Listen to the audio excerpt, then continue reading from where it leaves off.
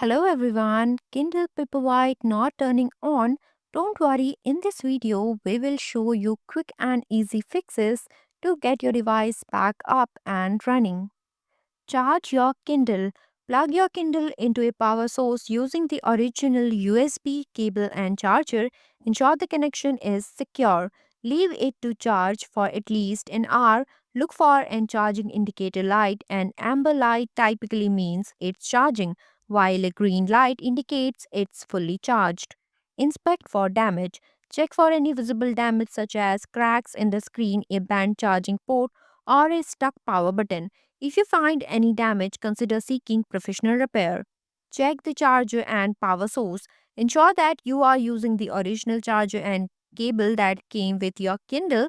Inspect these accessories for any signs of wear or damage. Try plugging your charger into a different wall outlet to rule out issues with power source. Avoid extreme temperatures. Make sure your Kindle is not exposed to extreme temperatures, either too hot or too cold, as this can affect its ability to charge and turn on. Force restart your Kindle. Press and hold the power button for about 40 seconds until the screen goes blank. If it does not respond, continue holding the button for an additional minute. This can help reset any temporary issues that may be preventing it from powering on.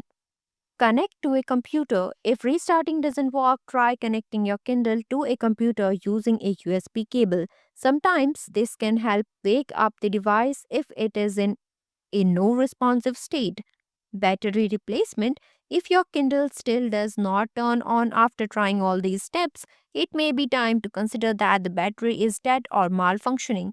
Contact Amazon support for assistance or battery replacement options, especially if your device is still under warranty. Thanks for watching. If you liked the video, please hit the like button. If you want to see more videos, hit the subscribe button.